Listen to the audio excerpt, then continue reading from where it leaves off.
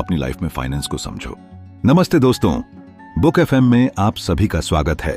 आज हम एक ऐसी किताब की समरी आपके लिए लेकर आए हैं जो न सिर्फ पैसे के प्रबंधन, मनी मैनेजमेंट को समझने में मदद करती है, बल्कि यह भी सिखाती है कि आर्थिक संतुलन, इकोनॉमिक बैलेंस और वित्तीय स्वतंत्रता, फाइनेंशियल फ्रीडम कैसे हासिल की जाए।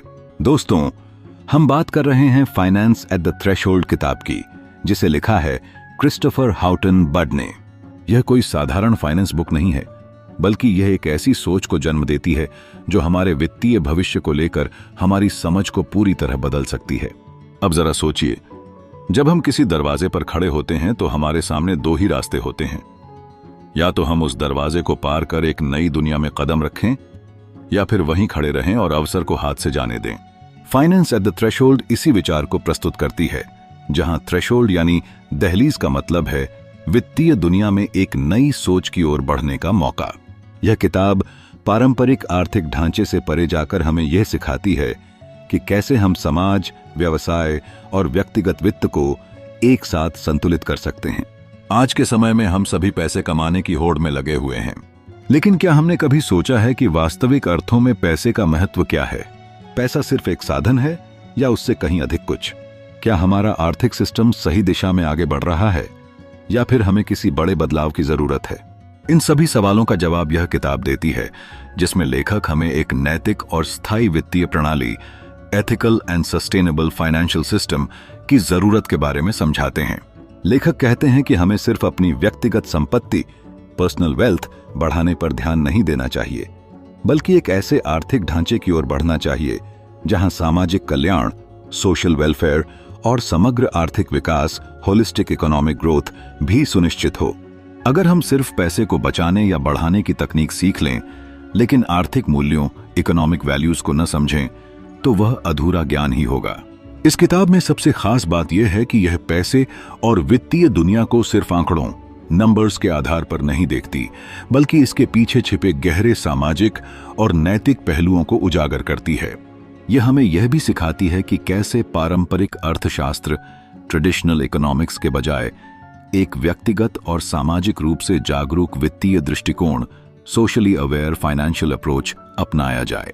दोस्तों, यह किताब हमें सिर्फ पैसे कमाने और उसे निवेश करने, इन्वेस्टमेंट के बारे में नहीं बताती, बल्कि यह एक नए दृष्टिकोण, न्यू पर्सपेक्टिव की उसकी अंतर्दृष्टि की ओर ले जाती है, जहां पैसा सिर्फ व्यक्तिगत लाभ का साधन नहीं, बल्कि समाज और अर्थव्यवस्था के संतुलन का एक जरिया बन जाता है। अगर आपको भी लगता है कि पैसा सिर्फ कमाने या बचाने की चीज नहीं है, बल्कि यह समाज, नैतिकता और आर्थिक संतुलन का एक महत्वपूर्ण हिस्सा है, तो यह वीडियो और यह किताब आपके लिए है। इस समरी को ध्यान से सुनिए, क्योंकि हो सकता है कि यह आपकी वित्तीय सोच को पूरी तरह बदल दे। तो चलिए, बिना देरी किए जानते हैं कि फाइनेंस एट द थ्रेशोल्ड हमें क्या सिखाती है और कैसे यह हमें आर्थिक स्वतंत्रता, फाइनेंशियल इंडिपेंडेंस के के नए रास्ते दिखाती है। अध्याय 1। वित्तीय संकट की पृष्ठभूमि एक ऐसा विषय है जो सिर्फ आंकड़ों और तथ्यों तक सीमित नहीं है। यह उन कहानियों का संग्रह है जिनमें लाखों लोगों के संघर्ष, उम्मीदें, असफलताएं और फिर से उठ खड़े होने की इच्छा शक्ति छिपी होती है। जब भी हम किसी आर्थिक संकट की बात करते हैं, तो हम अक्सर अखबारों में छपे बड़े बड़े हेडलाइंस या टीवी पर दिखाए गए आंकड़ों पर ध्यान देते हैं, लेकिन इसके पीछे का असली सच उन आम लोगों की जिंदगियों में बसा होता है जिन पर इस संकट का सीधा प्रभाव पड़ता है। कल्पना कीजिए, एक मध्यम वर्गीय परिवार जो सालों से अपने छोटे से बिजनेस को चला रहा था। एक सुबह उठते ही उसे पता चलता है कि बैंक ने उसकी लोन लिमिट घटा दी है और अगले महीने उसकी दुकान चलाने के लिए जरूरी कैश फ्लो नहीं रहेगा। वह आदमी अपनी दुकान पर बैठा अपने बच्चों की तस्वीर को देख रहा है और सोच रहा है, आखिर गलती कहां हुई? यह सिर्फ उसकी कहानी नहीं है, बल्कि ऐसे अनगिनत लोगों की है जो हर वित्तीय संकट में अपनी मेहनत, अपने सपने और कभी कभी अपनी पहचान तक खो देते हैं। अक्सर कहा जाता है कि आर्थिक संकट अचानक से आ जाता है, लेकिन सच तो यह है कि यह धीरे धीरे पनपता है हमारी आंखों के सामने और हम इसे समझ नहीं पाते। हमारे बैंकिंग सिस्टम, कर्ज देने की प्रक्रिया, स्टॉक मार्केट और अंतर्राष्ट्रीय आर्थिक संबंधों की जटिलताओं के बीच कई ऐसी अदृश्य ताकतें होती हैं जो एक बड़े संकट को जन्म देती हैं। हम जब भी पैसे की बात करते हैं तो उसे एक संख्या के रूप में देखते हैं, लेकिन पैसा सिर्फ एक नंबर नहीं है, ये हमारी पूरी आर्थिक व्यवस्था की धड़कन है। जब बैंकों ने धड़ाधड़ कर्ज देना शुरू किया तो ऐसा लग रहा था जैसे हर कोई अमीर बनने की दौड़ में शामिल हो गया है। लेकिन फिर अचानक जब वही बैंक अपने दरवाजे बंद करने लगे तो समझ आया कि जो चढ़ता है वो गिरता भी है। 2008 का वित्तीय संकट इसका सबसे बड़ा उदाहरण है। पहले बैंकों ने बिना सोचे समझे लोन दिए, लोगों को घर खरीदने के सपने बेचे, और फिर जब बाजार गिरा तो उन सपनों की कीमत लाखों परिवारों को चुकानी पड़ी। यह संकट केवल अमेरिका तक सीमित नहीं रहा, बल्कि पूरी दुनिया में इसकी गूंज सुनाई दी। एक और बात जो इस पूरी स्थिति को और अधिक जटिल बनाती है वह है आम लोगों की ब्लाइंड ट्रस्ट। एक ऐसा विश्वास जो बैंकिंग और वित्तीय संस्थानों पर आंख मूंद कर किया जाता है। हम में से कितने लोग सच में जानते हैं कि बैंक में जमा हमारा पैसा असल में कैसे काम करता है? क्या हमें सच में पता होता है कि हमारी सेविंग्स पर मिलने वाला ब्याज कैसे तय होता है? नहीं, क्योंकि हमें यह सोचने के लिए तैयार ही नहीं किया जाता। हम बस सिस्टम पर भरोसा कर लेते हैं, यह मानकर कि जो हो रहा है सही ही हो रहा होगा। लेकिन जब संकट आता है तब समझ में आता है कि हम असल में कितना कम जानते हैं। आर्थिक संकट सिर्फ पैसों की समस्या नहीं है, यह विश्वास और भय के बीच की लड़ाई है। जब लोग विश्वास खो देते हैं कि उनका पैसा सुरक्षित है तो वे दौड़ पड़ते हैं अपने बैंक खातों से पैसा निकालने, अपने निवेशों को बेचने, और इस प्रक्रिया में बाजार और भी तेजी से गिरने लगता है। यही डर, यही अनिश्चितता हर वित्तीय संकट की सबसे बड़ी जड़ होती है। लेकिन क्या हम इसे रोक सकते हैं? क्या हम ये समझ सकते हैं कि संकट आने से पहले उसकी पहचान कैसे की जाए? हाँ, लेकिन इसके लिए हमें अपनी वित्तीय समझ को गहराई से विकसित करना होगा। हमें यह समझना होगा कि बैंकिंग सिस्टम कैसे काम करता है, क्रेडिट कैसे बनाया जाता है, और क्यों हमें कभी कभी उस लालच से दूर रहना चाहिए जो हमें तेजी से अमीर बनने का सपना दिखाता है। इस पूरी कहानी का सबसे बड़ा सबक यही है कि जब भी कोई वित्तीय संकट आता है वह सिर्फ अमीरों और बड़े संस्थानों को ही प्रभावित नहीं करता, बल्कि सबसे ज्यादा मार उन्हीं पर पड़ती है जो रोजमर्रा की जिंदगी में अपने छोटे छोटे सपनों को पूरा करने के लिए संघर्ष कर रहे होते हैं। आखिर में हमें यह समझना होगा कि फाइनेंस एट द थ्रेशोल्ड सिर्फ एक किताब नहीं है, यह हमारी आर्थिक सोच को बदलने की एक कोशिश है। अगर हम सच में यह चाहते हैं कि अगला वित्तीय संकट हमें उतनी बुरी तरह प्रभावित ना करे, तो हमें अब से ही तैयारी शुरू करनी होगी। सवाल सिर्फ यह नहीं है कि अगला संकट कब आएगा, बल्कि यह भी है कि क्या हम उसके लिए तैयार होंगे। अध्याय 2, वास्तविक और वित्तीय अर्थव्यवस्थाओं के बीच संबंध। यह सुनने में जितना सीधा लगता है उतना ही गहरा और उलझा हुआ विषय है।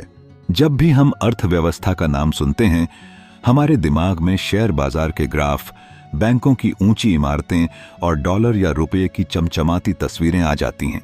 लेकिन क्या यही असली अर्थव्यवस्था है? क्या सिर्फ पैसे के लेन देन, शेयरों की खरीद फरोख्त और मुनाफे का खेल ही हमारी पूरी आर्थिक दुनिया को परिभाषित करता है? शायद नहीं।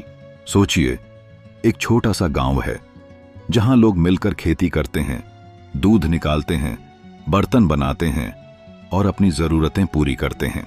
यह उनकी वास्तविक अर्थव्यवस्था है, जहां असली चीजें बनाई जाती हैं, उपयोग की जाती हैं और लोगों का जीवन चलता है।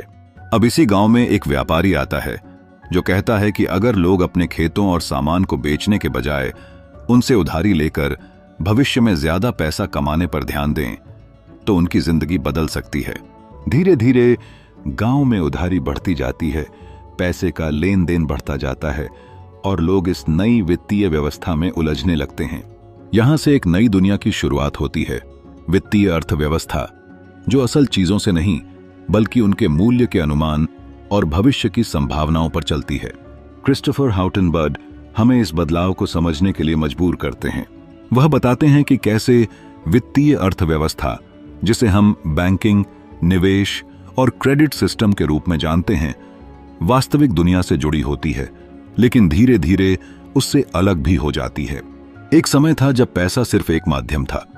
एक किसान अपने गेहूं के बदले बढ़ई से लकड़ी लेता था, लेकिन जब यह लेन देन जटिल हुआ तो पैसा सिर्फ विनिमय का साधन नहीं बल्कि शक्ति का केंद्र बन गया।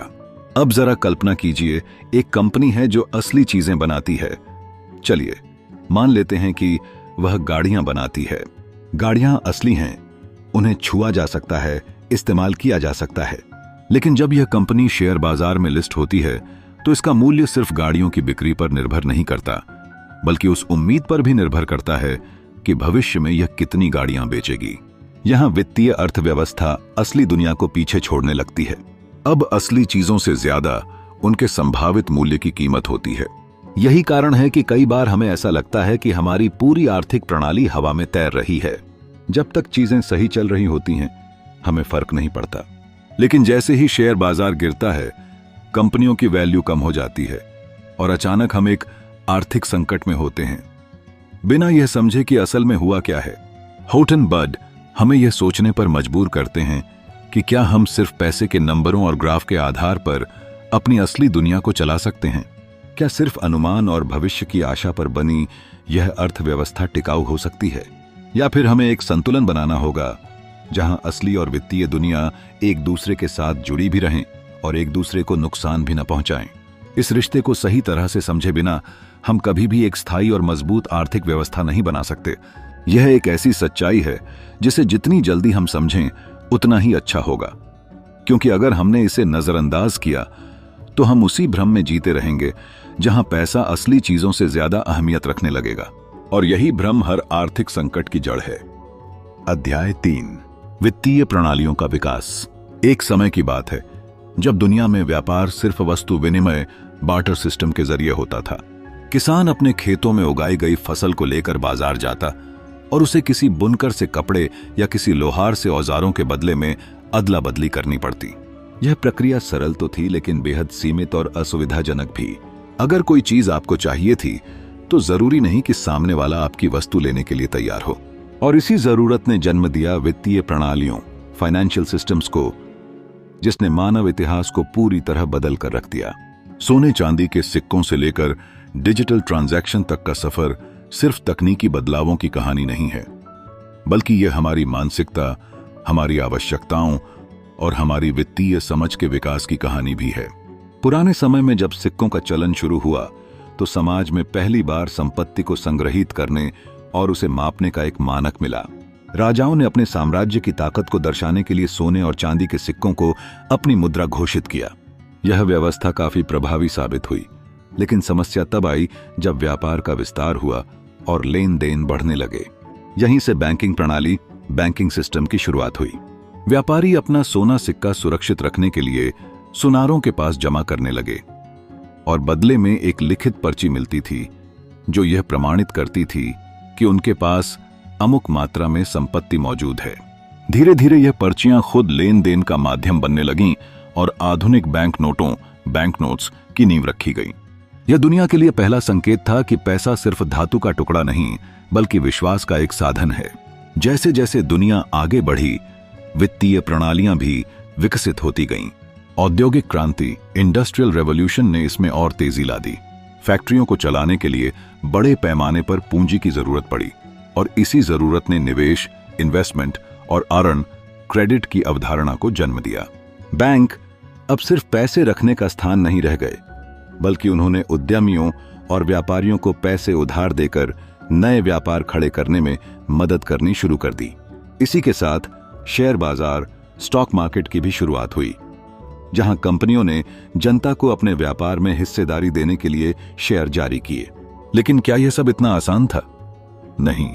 जैसे जैसे वित्तीय प्रणालियां जटिल होती गईं, वैसे वैसे उनमें धोखाधड़ी, आर्थिक असमानता और वित्तीय संकट, फाइनेंशियल क्राइसिस भी बढ़ने लगे।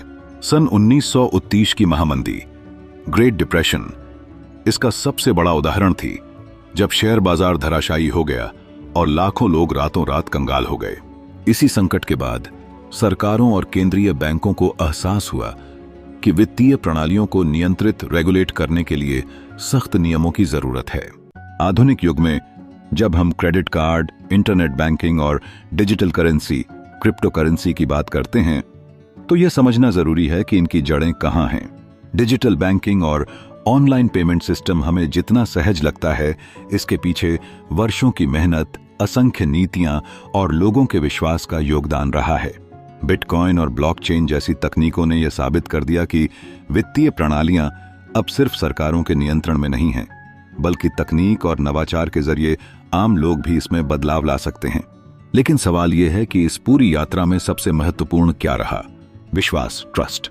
किसी भी वित्तीय प्रणाली की रीढ़ उसकी विश्वसनीयता होती है। जब लोग अपने पैसे को किसी बैंक में जमा करते हैं, किसी शेयर बाजार में निवेश करते हैं या फिर डिजिटल वॉलेट में पैसे रखते हैं, तो वे सिर्फ एक नंबर या कागज के टुकड़े पर भरोसा नहीं कर रहे होते, बल्कि उस पूरे सिस्टम पर भरोसा कर रहे होते हैं जिसने इसे संभव बनाया है। अगर यह विश्वास टूट जाए तो पूरी वित्तीय प्रणाली बिखर सकती है। आज जब हम नए वित्तीय युग की ओर बढ़ रहे हैं, जहां AI driven trading, decentralised finance, DeFi और कैशलेस इकोनॉमी की चर्चा हो रही है, हमें यह याद रखना होगा कि इस विकास की नींव वर्षों पहले रखी गई थी। वित्तीय प्रणालियों का यह विकास सिर्फ तकनीक का सफर नहीं है, बल्कि यह समाज, विश्वास और मानवीय सोच के बदलाव की कहानी है। तो जब भी आप अपने बैंक खाते में बैलेंस देखते हैं, किसी ऐप से पैसे ट्रांसफर करते हैं या फिर किसी स्टॉक में निवेश करते हैं, तो यह मत भूलिए कि यह सब एक लंबी यात्रा का परिणाम है। यह सिर्फ संख्याएं नहीं, बल्कि सैकड़ों वर्षों की मेहनत, सीख और बदलाव का नतीजा है। अध्याय 4, बैंकिंग और क्रेडिट का इतिहास। कल्पना कीजिए कि आप एक छोटे व्यापारी हैं जो अपने सपनों को हकीकत में बदलना चाहता है। आपके पास एक बेहतरीन आइडिया है, मेहनत करने की इच्छा शक्ति है, लेकिन एक चीज की कमी है, पैसा। बिना पूंजी के व्यापार शुरू करना आसान नहीं है और यहीं पर बैंकिंग और क्रेडिट सिस्टम की भूमिका शुरू होती है। लेकिन क्या आपने कभी सोचा है कि बैंक और क्रेडिट सिस्टम की शुरुआत कैसे हुई? यह जो आज हमें इतना सामान्य लगता है, कभी किसी क्रांतिकारी बदलाव की वजह से अस्तित्व में आया होगा। प्राचीन समय में व्यापार सोने और चांदी के सिक्कों से होता था। उस दौर में न तो बैंक थे और न ही डिजिटल ट्रांजैक्शन। व्यापारियों को अपने पैसे को सुरक्षित रखने की चिंता होती थी, क्योंकि चोरों और लुटेरों का डर हमेशा बना रहता था। तभी कुछ व्यापारियों ने एक नई व्यवस्था बनाई, गोल्डस्मिथ बैंकिंग सिस्टम। सोने चांदी के व्यापारी दूसरे लोगों के धन को सुरक्षित रखते थे और उसके बदले में एक रसीद देते थे। धीरे धीरे लोगों को एहसास हुआ कि वे इस रसीद को खुद पैसे की तरह इस्तेमाल कर सकते हैं और इस तरह बैंक नोट्स यानी कागज के पैसे का जन्म हुआ। जैसे जैसे समय बीता, बैंकों ने क्रेडिट देने की व्यवस्था शुरू की। लेकिन क्रेडिट का मतलब सिर्फ उधार देना नहीं था, यह एक नए आर्थिक युग की शुरुआत थी। जब कोई किसान अपनी फसल के लिए बीज खरीदने के लिए क्रेडिट लेता, तो वह केवल एक ऋण नहीं ले रहा था, बल्कि अपने भविष्य में निवेश कर रहा था। जब कोई व्यापारी बैंक से लोन लेकर अपना कारोबार बढ़ाता था, तो वह सिर्फ पैसे नहीं ले रहा था, बल्कि एक नए अवसर को जन्म दे रहा था। लेकिन बैंकिंग सिस्टम हमेशा सरल नहीं रहा। इतिहास में कई बार ऐसा हुआ जब बैंकों ने जरूरत से ज्यादा क्रेडिट दिया और अर्थव्यवस्था डगमगाने लगी। सन 1929 की महामंदी, ग्रेट डिप्रेशन हो या फिर सन 2008 का वैश्विक वित्तीय संकट, हर बार यह साबित हुआ कि बिना जिम्मेदारी के दिया गया क्रेडिट पूरे सिस्टम को गिरा सकता है।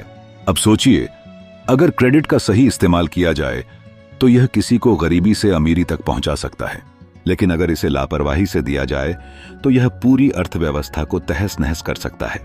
यही वजह है कि क्रेडिट सिर्फ पैसे की बात नहीं करता, बल्कि यह विश्वास, ट्रस्ट और नैतिकता, एथिक्स का खेल भी है। आज जिस बैंकिंग सिस्टम पर हम निर्भर हैं, वह सिर्फ एक सुविधा नहीं है, बल्कि यह हमारी पूरी आर्थिक संरचना की रीढ़ की हड्डी है। जब कोई युवा उद्यमी बैंक से लोन लेकर अपना पहला स्टार्टअप शुरू करता है, तो वह केवल एक बिजनेस नहीं शुरू कर रहा होता, बल्कि एक सपना जी रहा होता है। जब कोई किसान फसल उगाने के लिए कर्ज लेता है, तो वह सिर्फ एक व्यापार नहीं कर रहा होता, बल्कि लोगों की भूख मिटाने की जिम्मेदारी ले रहा होता है। लेकिन सवाल यह है कि क्या बैंकिंग और क्रेडिट सिस्टम हमेशा समाज के हित में काम करता है? इतिहास हमें बताता है कि कई बार बैंकों ने सिर्फ अपने फायदे के लिए क्रेडिट का उपयोग किया, जिससे गरीब और गरीब होते गए और अमीर बनते चले गए। इस असमानता को खत्म करने के लिए हमें एक संतुलित बैंकिंग व्यवस्था की जरूरत है, जहां पैसा सिर्फ अमीरों तक सीमित न हो, बल्कि हर उस व्यक्ति तक पहुंचे जो मेहनत करके अपनी किस्मत बदलना चाहता है। अगर हम बैंकिंग को केवल एक वित्तीय सेवा मानकर देखते हैं, तो हम इसकी असली ताकत को नहीं समझ पाएंगे। यह विश्वास, उम्मीद और अवसर का एक पुल है जो किसी भी व्यक्ति को उसकी आर्थिक स्थिति बदलने का मौका देता है। इसलिए जब भी आप बैंक से क्रेडिट लेते हैं तो इसे केवल कर्ज मत समझिए, यह आपके भविष्य की नींव है। और अगर बैंक इस शक्ति का गलत इस्तेमाल करते हैं तो यह पूरे समाज के लिए नुकसानदायक हो सकता है। तो अगली बार जब आप किसी बैंक की शाखा में कदम रखें तो सिर्फ पैसे के बारे में मत सोचिए, यह समझने की कोशिश कीजिए कि कैसे यह पूरी व्यवस्था हमें आगे बढ़ाने के लिए बनी है और कैसे हम इसे बेहतर बना सकते हैं ताकि यह हर किसी के लिए समान रूप से काम करे। अध्याय 5, वित्तीय बाजारों की भूमिका। एक अदृश्य शक्ति जो हमारे जीवन को आकार देती है। कल्पना कीजिए, आप एक छोटे से गांव में रहते हैं जहां सभी लोग एक दूसरे की मदद से अपना जीवन यापन करते हैं। कोई किसान है, कोई बढ़ई तो कोई कपड़े सिलता है। लेकिन एक समस्या है, अगर आपको अनाज चाहिए और आपके पास सिर्फ लकड़ी के फर्नीचर हैं तो आप सीधे किसान से अनाज नहीं खरीद सकते। आपको एक ऐसा माध्यम चाहिए जो इस आदान प्रदान को सरल बना सके। यहीं से जन्म होता है वित्तीय बाजारों का। ये बाजार सिर्फ बड़े निवेशकों या कंपनियों के लिए नहीं होते, बल्कि हम सभी की जिंदगी पर गहरा असर डालते हैं, भले ही हमें इसका एहसास न हो। अगर आप अपने सपनों का घर बनाना चाहते हैं तो बैंक से लोन लेते हैं। अगर कोई नया बिजनेस शुरू करना चाहता है तो उसे पूंजी की जरूरत होती है। लेकिन सवाल यह है कि यह पैसा आता कहां से है। यही वो रहस्य है जो वित्तीय बाजारों को इतना महत्वपूर्ण बनाता है। जब भी कोई कंपनी नए प्रोजेक्ट पर काम करना चाहती है, उसे फंडिंग चाहिए होती है। पहले के जमाने में राजा महाराजाओं से अनुदान, ग्रांट्स लिया जाता था। लेकिन आज कंपनियां शेयर बाजार, स्टॉक मार्केट और बॉन्ड मार्केट जैसी जगहों से पैसा जुटाती हैं। जब हम किसी कंपनी के शेयर खरीदते हैं तो हम सिर्फ कागज का एक टुकड़ा नहीं खरीद रहे होते, बल्कि उस कंपनी के भविष्य में अपना विश्वास जता रहे होते हैं। ये बाजार निवेशकों और व्यवसायों के बीच एक पुल की तरह काम करते हैं, जहां हर किसी को आगे बढ़ने का मौका मिलता है। लेकिन कहानी यहीं खत्म नहीं होती। वित्तीय बाजार एक दोधारी तलवार की तरह हैं। अगर सही तरीके से इस्तेमाल किया जाए तो ये असाधारण विकास और समृद्धि ला सकते हैं। लेकिन अगर लालच और धोखाधड़ी हावी हो जाए तो सन 2008 की वैश्विक आर्थिक मंदी जैसी घटनाएं दोहराई जा सकती हैं। उस समय लाखों लोगों की नौकरियां चली गईं, घर बिक गए और पूरी दुनिया एक अंधकारमय दौर से गुजरने लगी। कारण वित्तीय बाजारों में अनियंत्रित जोखिम और अति आत्मविश्वास। अगर आप सोच रहे हैं कि मुझे शेयर बाजार से क्या लेना देना, तो एक बार फिर सोचिए। जब आप अपने पैसे को बैंक में जमा करते हैं तो बैंक उसी पैसे को लोन के रूप में व्यवसायों को देता है। जब आप किसी म्यूचुअल फंड में निवेश करते हैं तो आप अनजाने में ही वित्तीय बाजारों का हिस्सा बन जाते हैं। यहां तक कि अगर आप एक नया मोबाइल खरीदने जा रहे हैं तो संभव है कि वह कंपनी शेयर बाजार से मिले निवेश की बदौलत ही अपने नए मॉडल को लॉन्च कर पाई हो। इस पूरी व्यवस्था में सबसे बड़ा सवाल यही है, क्या वित्तीय बाजार वास्तव में हमारे हित में काम कर रहे हैं या फिर कुछ बड़े खिलाड़ी ही इसका फायदा उठा रहे हैं? यह बहस दशकों से चल रही है और शायद आगे भी चलती रहेगी। कुछ लोग मानते हैं कि अगर सही नियम कानून लागू किए जाएं तो ये बाजार दुनिया को एक बेहतर जगह बना सकते हैं।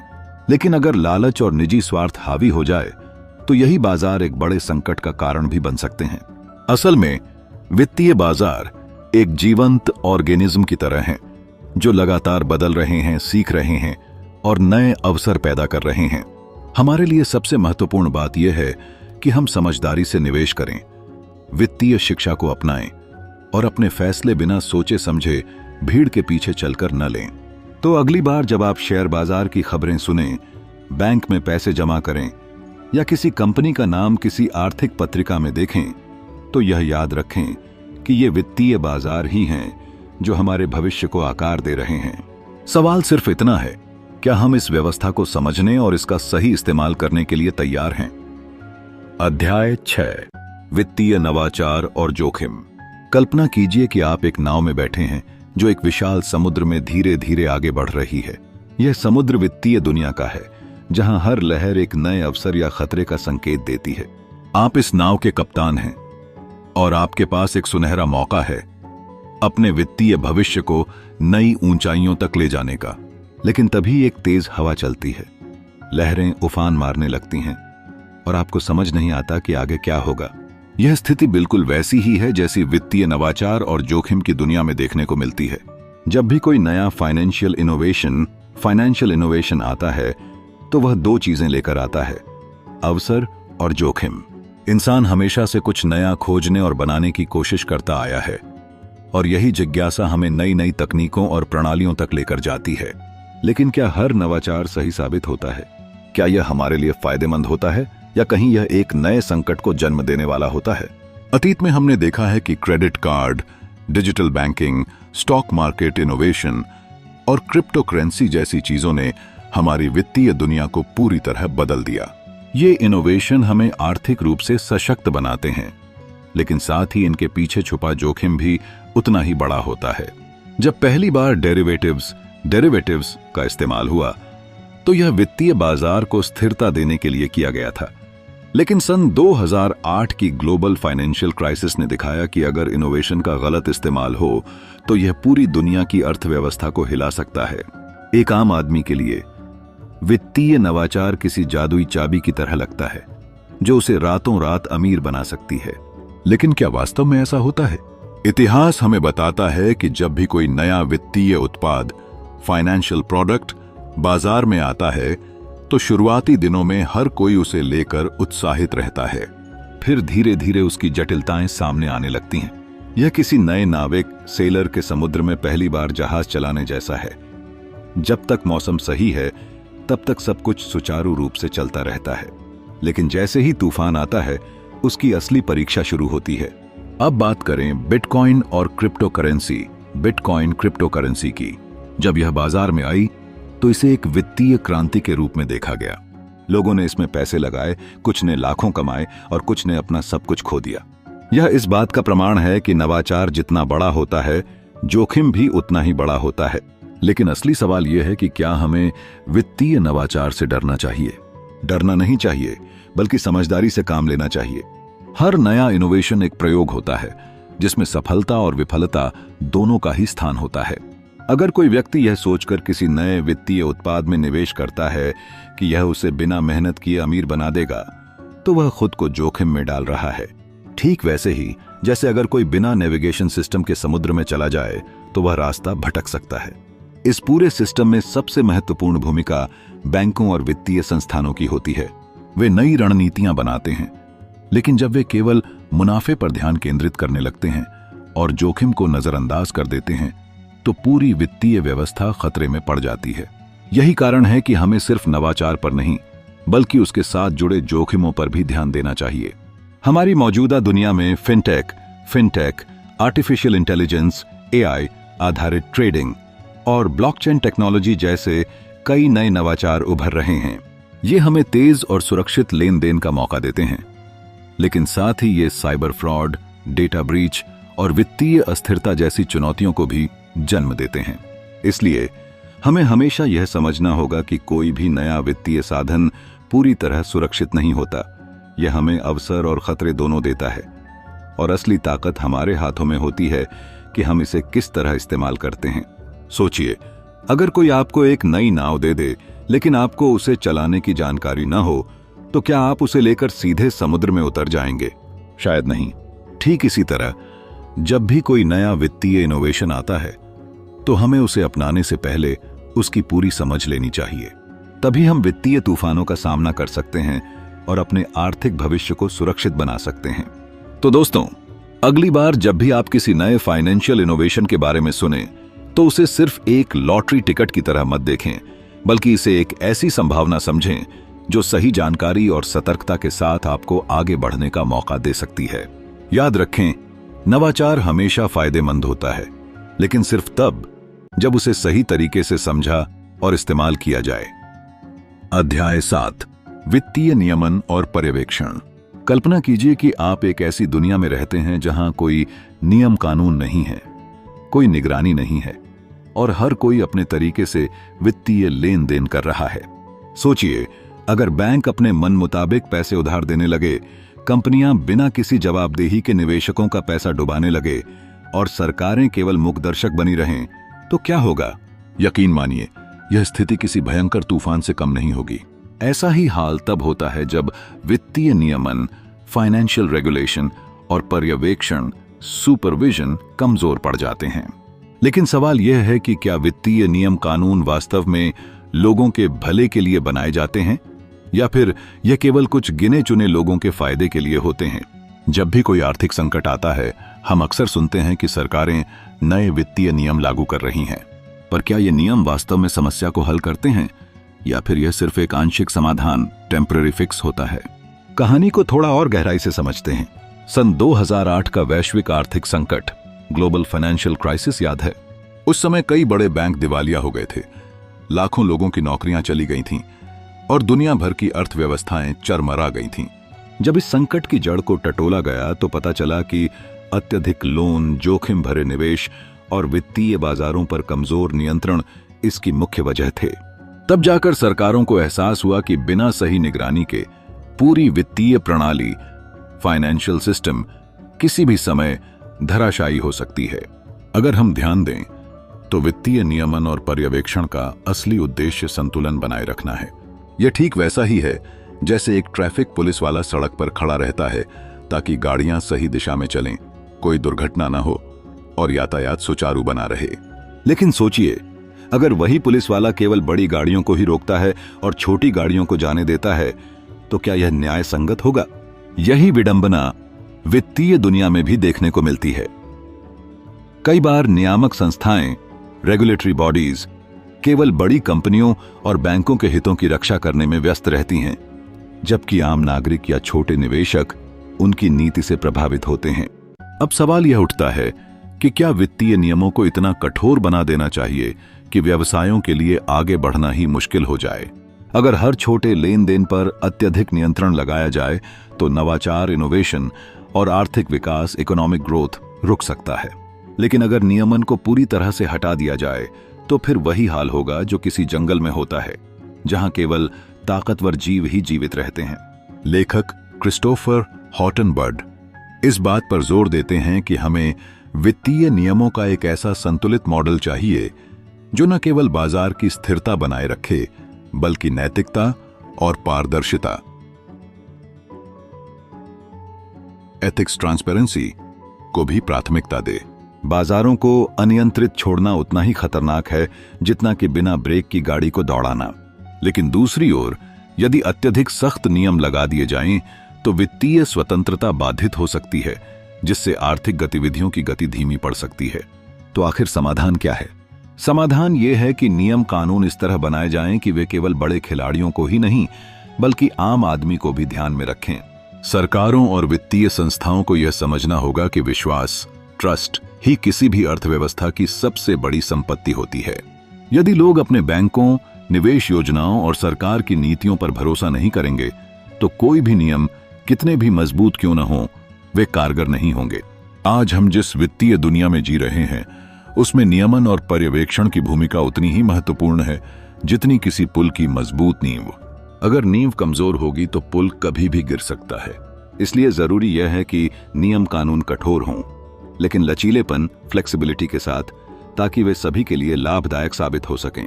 वित्तीय नियमन को सिर्फ कागजी दस्तावेज न मानकर उसे एक सुरक्षा कवच, प्रोटेक्टिव शील्ड के रूप में देखा जाना चाहिए, जो न केवल आम नागरिकों को वित्तीय संकट से बचाए बल्कि एक स्थायी और मजबूत अर्थव्यवस्था का निर्माण भी करे। तो दोस्तों, अगली बार जब आप किसी वित्तीय संकट या बैंकिंग घोटाले, बैंकिंग स्कैम के बारे में सुने तो यह जरूर सोचिएगा कि क्या यह किसी नियम की कमी के कारण हुआ या फिर नियम होने के बावजूद उसकी सही निगरानी नहीं की गई। अध्याय 8, वैश्विक वित्तीय संकट, कारण और प्रभाव। कल्पना कीजिए, आप एक बड़े शहर के किसी ऊंचे पुल पर खड़े हैं। नीचे गहरी नदी बह रही है जिसका पानी शांत तो है लेकिन बहाव बेहद तेज है। आप देख सकते हैं कि लोग इस पुल से गुजरते हुए अपने अपने गंतव्य की ओर बढ़ रहे हैं, लेकिन कुछ लोग हैं जो असमंजस में खड़े हैं, डर से जकड़े हुए। उन्हें यकीन नहीं हो रहा कि यह पुल उन्हें सुरक्षित पार करा पाएगा या नहीं। अचानक पुल में हल्की दरारें पड़ने लगती हैं और लोग घबराकर भागने लगते हैं। कुछ गिरते हैं, कुछ संभलते हैं और कुछ पूरी तरह डूब जाते हैं। यह दृश्य सिर्फ एक पुल का नहीं है बल्कि पूरी वैश्विक वित्तीय प्रणाली, ग्लोबल फाइनेंशियल सिस्टम का है, जो संकट के समय कुछ इसी तरह चरमराने लगती है।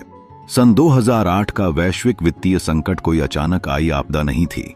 यह वर्षों तक आर्थिक नीतियों में बनी रही असमानता और लोभ, ग्रीड का नतीजा था। बड़ी बड़ी वित्तीय संस्थाएं मुनाफे की अंधी दौड़ में इस कदर आगे निकल चुकी थीं कि उन्हें यह एहसास ही नहीं हुआ कि वे एक बेहद कमजोर बुनियाद पर खड़ी हैं।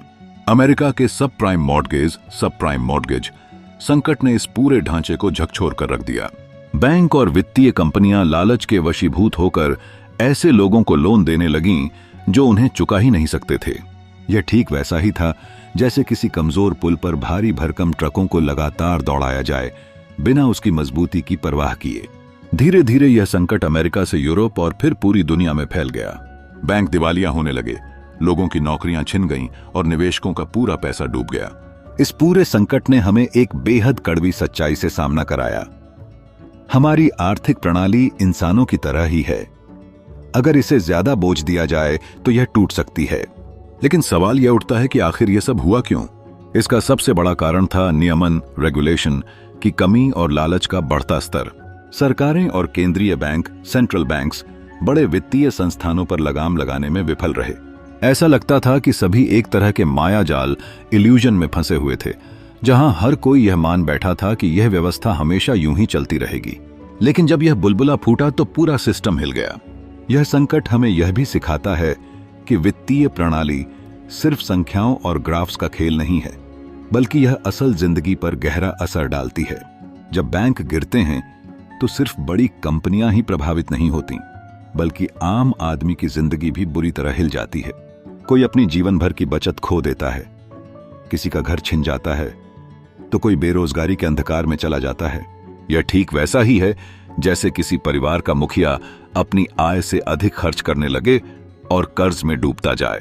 शुरुआत में सब कुछ सामान्य लगता है, लेकिन धीरे धीरे जब कर्ज का बोझ बढ़ता है तो हालात बिगड़ने लगते हैं। और फिर एक दिन जब उधार देने वाले पैसे वापस मांगने लगते हैं तो पूरे परिवार की खुशहाल जिंदगी बिखर जाती है। यही हाल हमारी वैश्विक वित्तीय प्रणाली का भी हुआ। हम सभी एक आर्थिक परिवार का हिस्सा हैं, और जब इस परिवार का कोई भी सदस्य गलत फैसले लेता है तो उसकी गूंज पूरी दुनिया में सुनाई देती है। इस संकट के बाद सरकारों और वित्तीय संस्थानों ने कुछ सुधारों, रिफॉर्म्स की बात जरूर की, लेकिन सवाल यही है, क्या हम अगली बार इससे बच सकते हैं? क्या हमारी अर्थव्यवस्था वाकई इतनी मजबूत है कि फिर से ऐसा संकट न आए, या हम फिर से वही गलतियां दोहराने जा रहे हैं? आर्थिक स्थिरता, फाइनेंशियल स्टेबिलिटी कोई संयोग नहीं होती, बल्कि यह समझदारी भरे फैसलों और जिम्मेदारियों का नतीजा होती है। जब तक हम यह नहीं समझेंगे कि पैसा सिर्फ एक संख्या नहीं बल्कि एक जिम्मेदारी भी है, तब तक हम बार बार इस संकट के दरवाजे पर खड़े मिलेंगे। तो दोस्तों, यह सिर्फ अतीत की कहानी नहीं बल्कि हमारे भविष्य के लिए एक चेतावनी भी है। क्या हम इससे सबक लेंगे या फिर से उसी पुल पर खड़े होकर दरारों का इंतजार करेंगे? अध्याय 9, युवा और व्यापार पर बैंकिंग। कल्पना कीजिए कि एक युवा उद्यमी अपने छोटे से स्टार्टअप के लिए बैंक से लोन लेने जाता है।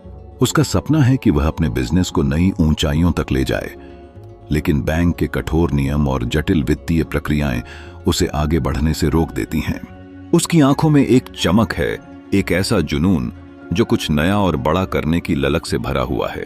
लेकिन जब वह बैंक के दरवाजे तक पहुंचता है तो उसे एहसास होता है कि वित्तीय सिस्टम की जटिलताओं ने उसकी राह को मुश्किल बना दिया है। आज की दुनिया में पैसा कमाना जितना जरूरी है, उतना ही जरूरी है उसे सही दिशा में प्रवाहित करना।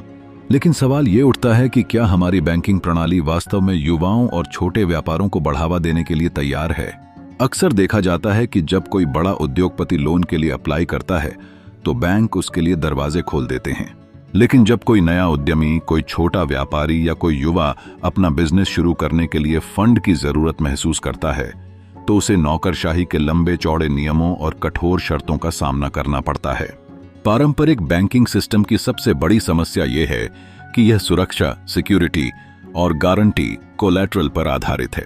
एक युवा जिसने अभी अभी अपनी यात्रा शुरू की है, उसके पास बड़े संसाधन नहीं होते, उसके पास कोई संपत्ति नहीं होती, कोई ठोस बैलेंस शीट नहीं होती, कोई लंबा चौड़ा क्रेडिट हिस्ट्री नहीं होती।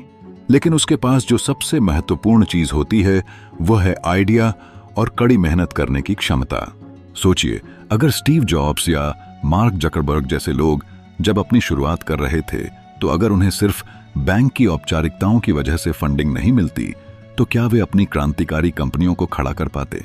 ऐसे ही न जाने कितने युवा उद्यमी होते हैं जिनके विचारों में दम होता है, लेकिन उनके पास संसाधन नहीं होते।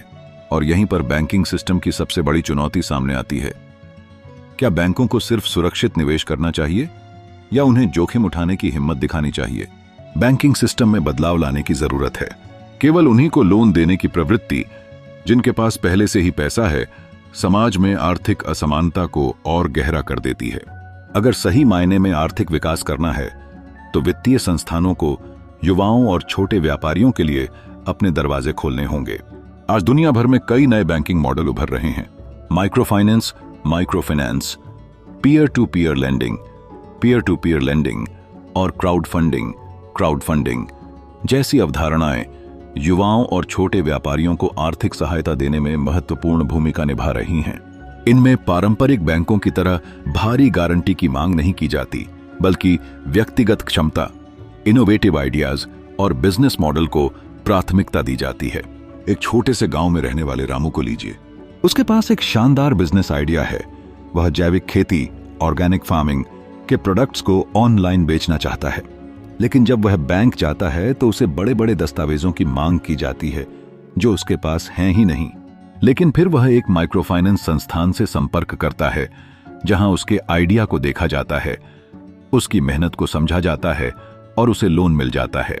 कुछ ही सालों में वह एक सफल बिजनेस खड़ा कर लेता है और उसकी सफलता साबित करती है कि बैंकिंग सिस्टम को बदलाव की जरूरत है। बैंकिंग का असली उद्देश्य सिर्फ बड़ी कंपनियों को सपोर्ट करना नहीं होना चाहिए। अगर किसी भी देश को वास्तव में आर्थिक रूप से मजबूत बनना है तो उसे अपनी युवा पीढ़ी को आर्थिक रूप से सशक्त बनाना होगा। उन्हें सिर्फ नौकरियों के लिए तैयार नहीं करना चाहिए, बल्कि उन्हें खुद के बिजनेस खड़े करने के लिए भी प्रेरित करना चाहिए। आज के समय में अगर बैंक युवा उद्यमियों को सहयोग नहीं करेंगे तो वे या तो अपने सपनों को मार देंगे या फिर ऐसे वैकल्पिक रास्ते तलाशेंगे जो पारंपरिक वित्तीय सिस्टम को पूरी तरह से दरकिनार कर देंगे। यही कारण है कि नई पीढ़ी अब डिजिटल बैंकिंग, क्रिप्टोकरेंसी और डिसेंट्रलाइज्ड फाइनेंस DeFi की ओर तेजी से बढ़ रही है। यह परिवर्तन दर्शाता है कि यदि बैंक अपने रुख को नहीं बदलेंगे तो युवा खुद अपने लिए नए वित्तीय मॉडल खड़े कर लेंगे। इसलिए अब समय आ गया है कि बैंकिंग सिस्टम को अपनी सोच बदलनी होगी, नीतियों को लचीला बनाना होगा और युवाओं के सपनों को आगे बढ़ाने में एक सक्रिय भूमिका निभानी होगी। क्योंकि जब एक युवा सफल होता है तो सिर्फ उसका जीवन नहीं बदलता, बल्कि पूरा समाज और देश आगे बढ़ता है। अध्याय 10, दहलीज से पुल तक। कल्पना कीजिए कि आप एक पुल के किनारे खड़े हैं। सामने एक नई दुनिया है जहां वित्त केवल लाभ और हानि का खेल नहीं, बल्कि एक ऐसा तंत्र है जो समाज, मानवीय मूल्यों और नैतिकता को साथ लेकर चलता है। लेकिन दिक्कत यह है कि यह पुल अधूरा है। हमारे पास उस पार जाने के लिए साधन नहीं है। यही समस्या आज की वैश्विक वित्तीय प्रणाली में भी है। वित्तीय दुनिया एक ऐसी दहलीज पर खड़ी है जहां से दो संभावनाएं बनती हैं। या तो हम पुराने ढर्रे पर चलते रहें जहां पैसा महज एक संख्या बनकर रह जाता है, या फिर एक नए सोच के साथ आगे बढ़ें जहां वित्त केवल संपत्ति इकट्ठा करने का साधन नहीं, बल्कि समाज के उत्थान का जरिया बने। क्रिस्टोफर हाउटन बड हमें यह समझाते हैं कि वित्त केवल कुछ लोगों के लिए नहीं, बल्कि पूरे समाज की बेहतरी के लिए होना चाहिए। आज जब हम अपने आसपास की दुनिया को देखते हैं तो हमें साफ नजर आता है कि आर्थिक असमानता, इकोनॉमिक इनइक्वालिटी कितनी गहरी हो चुकी है। अमीर और अमीर बन रहे हैं, गरीब और गरीब। लेकिन क्या यही वित्त का असली मकसद था? पैसे को अगर सही तरीके से समझा जाए तो यह सिर्फ व्यक्तिगत लाभ नहीं, बल्कि सामाजिक विकास का माध्यम भी बन सकता है। अब जरा इतिहास पर नजर डालें। पुराने समय में व्यापार का आधार विश्वास, ट्रस्ट और आपसी सहयोग, म्यूचुअल कॉपरेशन हुआ करता था। व्यापारियों के बीच सौदे सिर्फ पैसे के लेन देन तक सीमित नहीं होते थे, बल्कि यह एक नैतिक जिम्मेदारी का हिस्सा होते थे। लेकिन आज के समय में हमने पैसे को बस एक वस्तु समझ लिया है जिसे केवल जमा किया जाता है, खर्च किया जाता है और निवेश किया जाता है। लेकिन असली सवाल यह है, क्या हम इस सोच से आगे बढ़ सकते हैं? आर्थिक संतुलन, इकोनॉमिक बैलेंस तब तक नहीं आ सकता जब तक हम वित्तीय तंत्र को केवल ब्याज दरों, इंटरेस्ट रेट्स, स्टॉक्स और मुनाफे प्रॉफिट्स तक सीमित रखते हैं। हमें इसे एक व्यापक दृष्टिकोण से देखने की जरूरत है, जहां पैसा केवल व्यक्तिगत संपत्ति बढ़ाने का जरिया न बनकर एक ऐसा साधन बने जिससे हर व्यक्ति को लाभ मिले। कल्पना कीजिए कि एक समाज ऐसा हो जहां हर व्यक्ति के पास आर्थिक अवसर हों, जहां बैंकिंग सिस्टम केवल बड़े निवेशकों के लिए नहीं बल्कि उन छोटे व्यापारियों और किसानों के लिए भी हो जो दिन रात मेहनत कर रहे हैं लेकिन वित्तीय सहायता से वंचित हैं। क्या हम एक ऐसा सिस्टम बना सकते हैं जहां वित्तीय संसाधन समान रूप से बंटे और हर कोई इस आर्थिक प्रवाह का हिस्सा बने? दहलीज से पुल तक का असली संदेश यही है। वित्त केवल आंकड़ों का खेल नहीं है, बल्कि यह समाज की रीढ़ है। हमें एक ऐसे पुल की जरूरत है जो हमें इस पारंपरिक स्वार्थ प्रधान वित्तीय ढांचे से निकालकर एक अधिक समावेशी, इंक्लूसिव और न्यायपूर्ण फेयर आर्थिक प्रणाली तक ले जाए। हम सभी इस पुल के निर्माण में योगदान दे सकते हैं, चाहे वह किसी स्टार्टअप को सपोर्ट करना हो, छोटे व्यवसायों को बढ़ावा देना हो, या फिर अपनी व्यक्तिगत वित्तीय सोच को इस दिशा में मोड़ना हो कि पैसा केवल मेरे लिए नहीं बल्कि मेरे समाज और दुनिया के लिए भी काम करे। तो अब सवाल यह उठता है, क्या हम इस पुल को पार करने के लिए तैयार हैं, या फिर हम इस दहलीज पर खड़े खड़े ही अपनी पूरी जिंदगी गुजार देंगे? फैसला हमारे हाथ में है। तो दोस्तों, आज हमने फाइनेंस एट द थ्रेशोल्ड किताब की समरी को गहराई से समझा। इस किताब ने हमें दिखाया कि वित्तीय प्रणाली सिर्फ पैसे का खेल नहीं बल्कि एक ऐसा तंत्र है जो हमारे समाज, नैतिकता और भविष्य को प्रभावित करता है। यह हमें बताती है कि हमें केवल मुनाफे, प्रॉफिट पर ध्यान देने की बजाय एक न्यायपूर्ण और संतुलित आर्थिक व्यवस्था की ओर बढ़ना चाहिए। सोचिए, अगर हम अपने वित्तीय फैसलों को सिर्फ व्यक्तिगत लाभ के बजाय सामाजिक भलाई के आधार पर लें तो हमारी दुनिया कैसी होगी? क्या हम एक ऐसे समाज की कल्पना कर सकते हैं जहां पैसा सिर्फ कुछ लोगों के हाथों में केंद्रित न होकर पूरे समाज की भलाई के लिए इस्तेमाल हो? यह किताब हमें इसी सोच की ओर ले जाती है। अब यह आप पर निर्भर करता है कि आप इस ज्ञान को सिर्फ सुनकर भूल जाते हैं या इसे अपने जीवन में अपनाकर वित्तीय स्वतंत्रता, फाइनेंशियल फ्रीडम और सामाजिक संतुलन की दिशा में कदम बढ़ाते हैं। अगर आपको यह वीडियो पसंद आया हो और आप ऐसे ही और गहरी सोच और समझ से भरे वीडियो देखना चाहते हैं तो चैनल को सब्सक्राइब करना न भूलें। अगर आपको इस वीडियो से कुछ नया सीखने को मिला तो इसे लाइक करें, कमेंट में अपनी राय दें और इसे अपने दोस्तों के साथ शेयर करें ताकि वे भी इस महत्वपूर्ण ज्ञान का लाभ उठा सकें। मिलते हैं अगले वीडियो में एक नई किताब, एक नए विचार और एक नई सीख के साथ। तब तक के लिए अपनी सोच को व्यापक बनाएं, वित्तीय ज्ञान को अपनाएं और खुद को और अपने समाज को आर्थिक रूप से सशक्त करें। धन्यवाद।